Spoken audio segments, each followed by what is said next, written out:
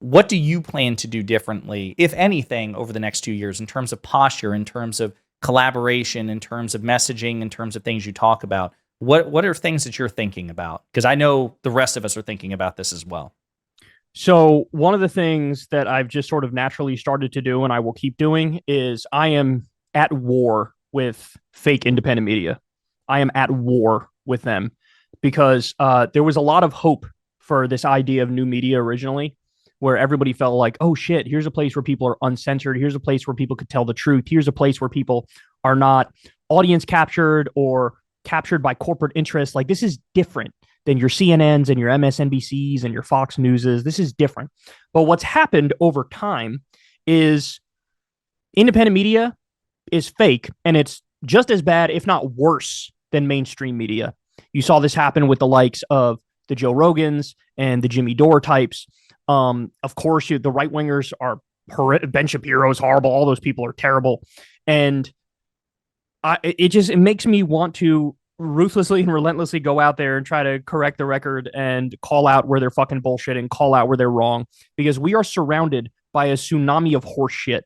And I'm just so fed up with it, because that is part of the reason why Trump won. Republicans and Democrats are held to different standards. And in this political climate, Republicans can double, triple, quadruple down, and they get rewarded for it more often than not. And Democrats have to reinvent the wheel every election. Am I crazy? Or what do you think?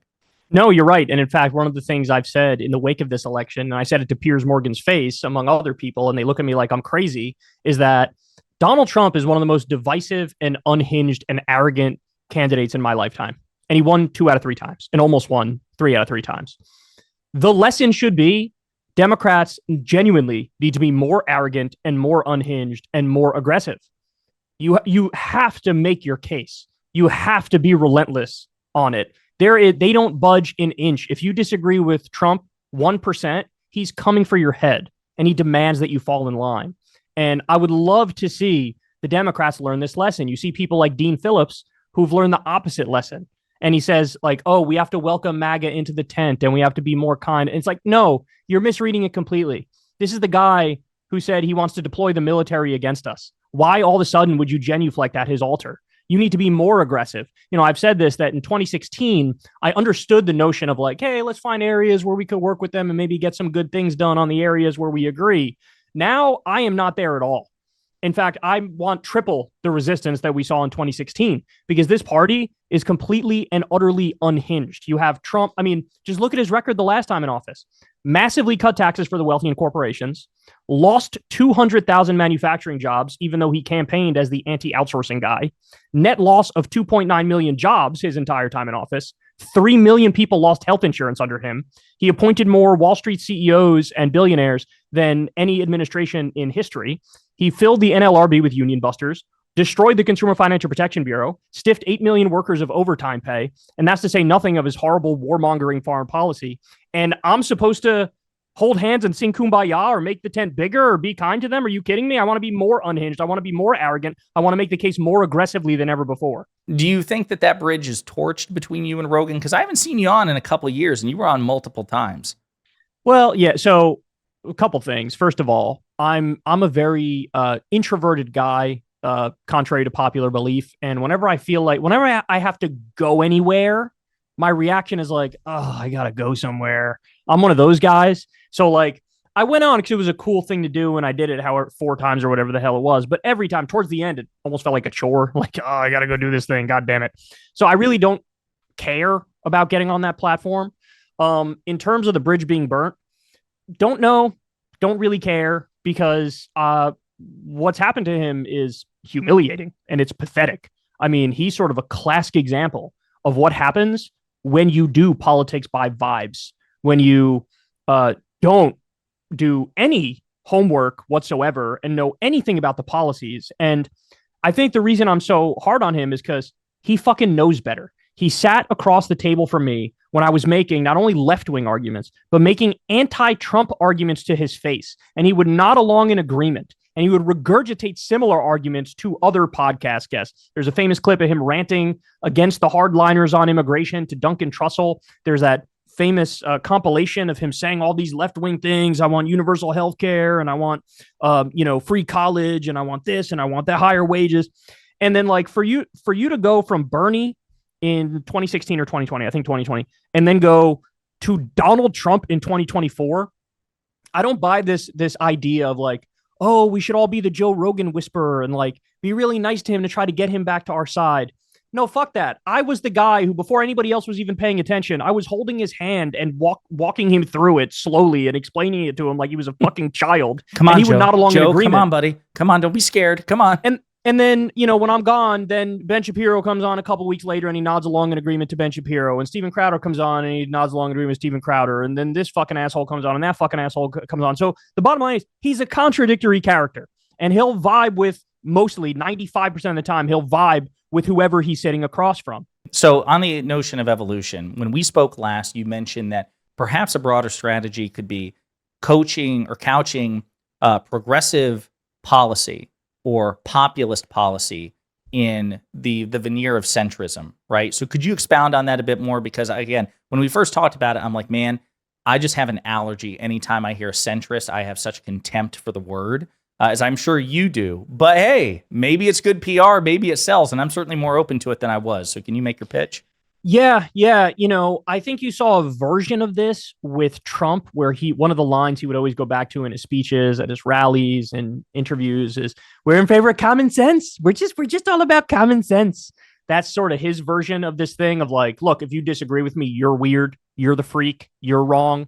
And I really think the left does itself no favors by embracing the optics and the affect of radicalism. I very famously, even back in 2015 and 2016, I criticized Bernie for describing himself as a democratic socialist because the word socialist in the US is not viewed positively by the public. They don't like it. They don't like the word socialist. And so why would you take your policy views and your positions, which are actually right in the mainstream of American opinion, and basically also label yourself something outside of the mainstream of public opinion? You're just asking it's a harder sell, right? And so this is something I've been harping away on for a while now, but in some ways I really do think I am a centrist. I am a moderate. If you define centrist as right smack dab in the center of mainstream American opinion, I don't think anything that I'm talking about is out there is unpopular.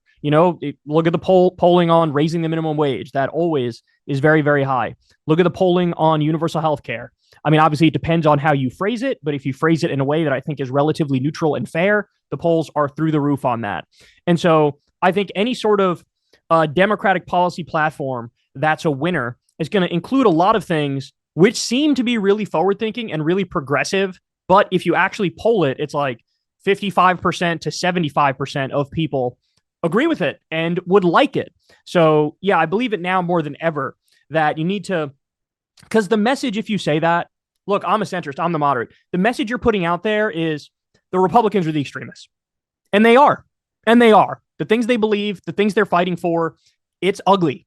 And so why not also wrap yourself in this armor of, look, I'm with you, the average American, and I'm just a vessel for you and what you want. And so when we go out there and we say things like, I brought this up a lot recently, Democrats should be arguing on the campaign trail that we want the number one infrastructure in the world. Yes, Biden did an infrastructure bill. That's great. He deserves a lot of credit for that. Why aren't we thinking bigger? Trump has his Make America Great Again thing, and the right seems to like that. The left-wing version of that should be, we want to be number one in the world in infrastructure. We want high-speed rail everywhere. We want the best airports in the world, ending the corruption and getting clean elections, so publicly financed elections, universal health care, higher minimum wage, even something like 4-day work week, which polls tremendously popular. And in all the pilot studies, it's basically been proven that productivity stays the same or even goes up in some instances.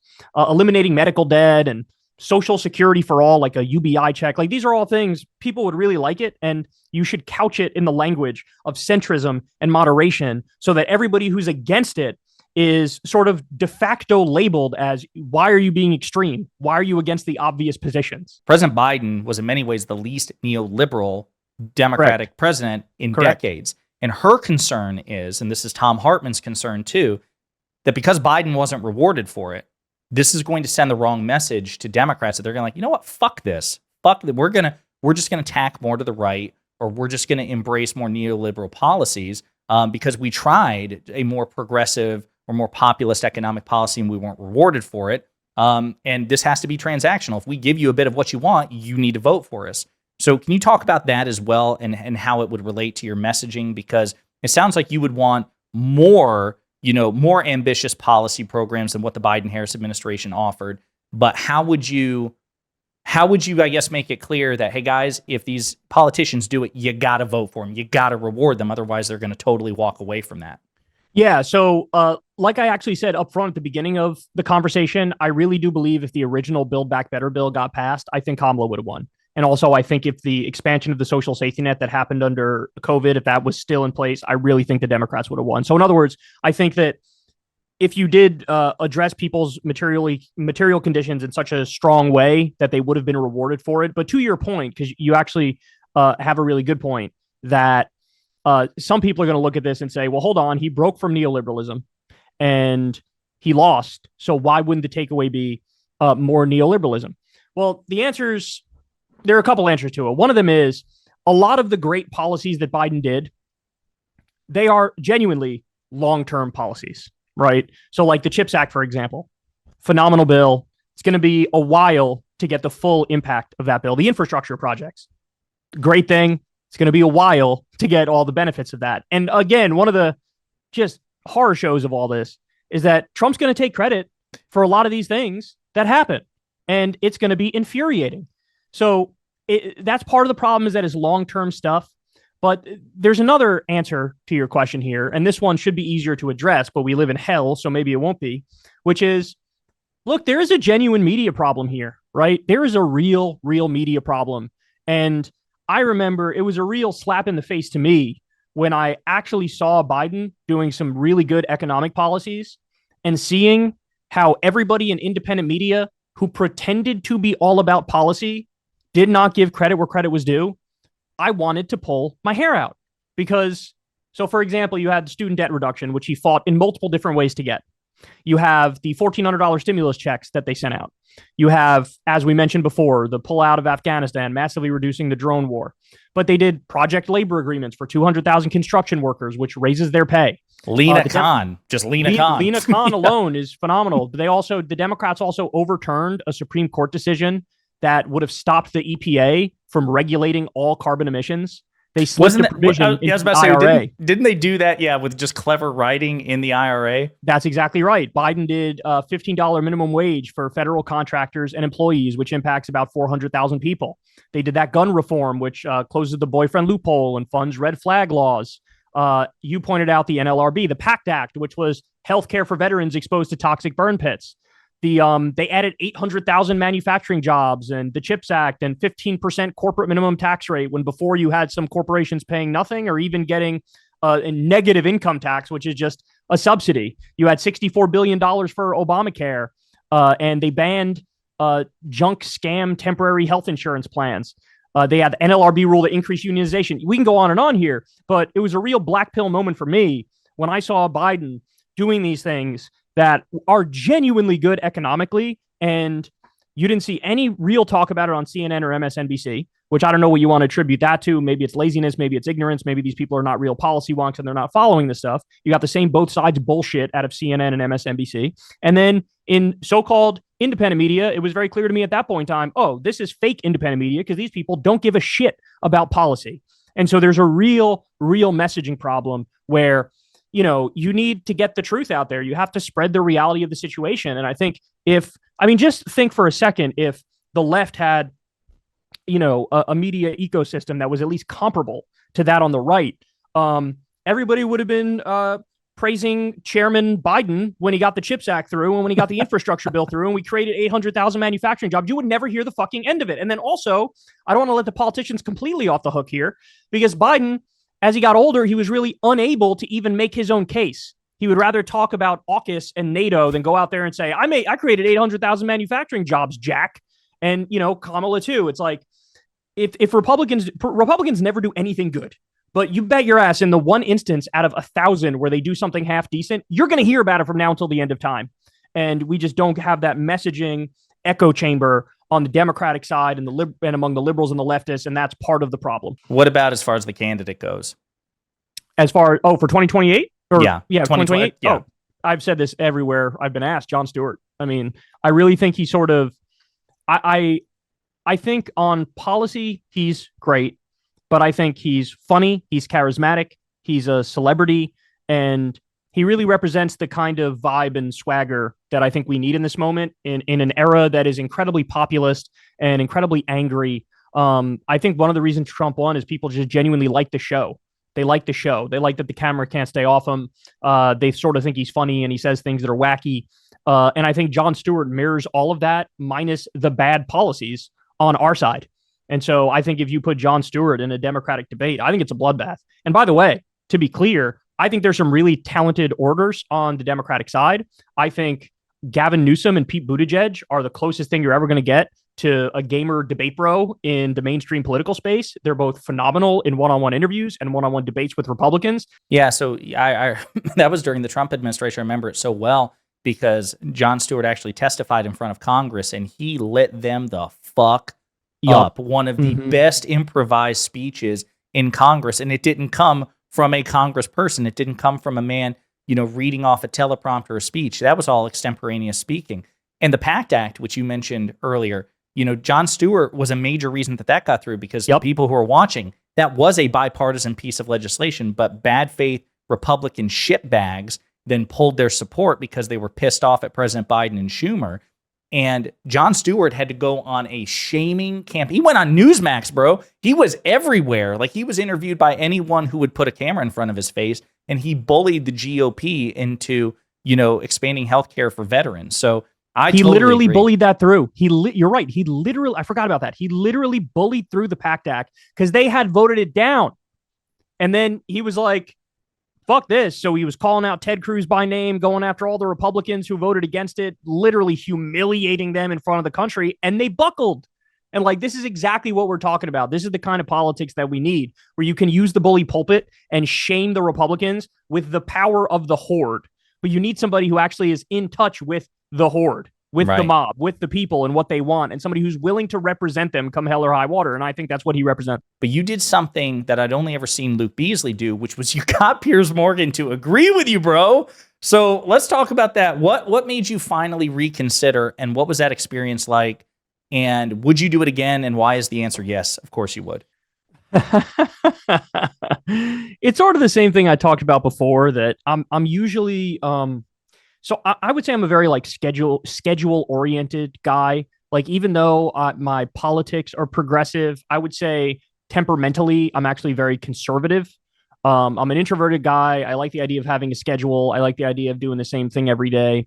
And with Piers, it always sort of works out that when his show is on is when I'm usually recording my show, or roughly in that time frame. And so it always felt like a hassle, or like I'd have to rush my show, or it would just sort of throw a wrench in the middle of my day. And the other thing is look, let's call a spade about that show. It's it is built for conflict. It is not built for this platonic ideal of the marketplace of ideas where, let the truth rise to the top every time. It's that is not what it's for. It's for people to yell at each other. It's for entertainment value. And it does feel in many respects kind of cheap. I know that you really need to be concise in that format, and you really need to get your point out quick. And, sometimes, the format I'm used to doing is just me ranting at the camera for 2 hours where I have all the space in the world to say whatever the hell I want to say. And so it just all felt like a little bit too much of a hassle. Didn't know if the juice was worth the squeeze. But eventually I said yes. I guess he just caught me in a good mood. And I actually got kind of lucky because the show was literally like the Democratic panel after the election, where he's asking well, what direction should the party go in and all that stuff. And so I literally had a panel of 3 or 4 other people who were all sympathetic to my views or somewhat in alignment with my views. And so there was going to be no smoke in that area. So that just left Piers. And that's sort of yummy in my tummy because Piers is, we all know his shtick, right? We all know his shtick. You literally mentioned it earlier. It's I'm a centrist and I'm an old school liberal, but let me tell you why Donald Trump is right about everything. That's sort of his whole shtick. And so he messed up because he asked me a question which I had been super prepared for and I had been thinking about for like 2 weeks straight. This notion that like the reason Kamala lost is because she's too woke. It's like that's the dumbest thing I've ever heard. She didn't mention race. She didn't mention gender. She didn't say Latinx. There was nothing politically correct. There was no cancel culture. There was no conversation about trans people. There was nothing. There was nothing in that realm. She ran like Obama in '08. Race was a non-issue. Nothing. And so you asked me the thing about wokeness, and you're like, bro, you're walking right into my bear trap. I am so prepared to have this conversation, and you have nothing but your fucking fortune cookie or bumper sticker slogans that you've memorized and you regurgitate to a bunch of idiots. And so he just messed up by asking me a question that I was like super prepared for and I was really knowledgeable on because I was just, that argument was just driving me crazy. In the wake of the election, to have people blaming wokeness for her loss, it's like, this is nothing but an attempt to deflect and blame the left again. That's all that was. The wokeness was the problem. And so, yeah, at the end he kind of agreed with me, but it's funny because like he just contradicted himself. He was like, I was like, hey, we should just tell the truth about Trump. How about that radical idea? And then he was like, yeah, but you guys, like, you don't even know how to do it. You need to do it with humor. I was like, yeah, that's why I said Jon Stewart should be the nominee for 2028. And he's like, actually, you know what? You're right about that.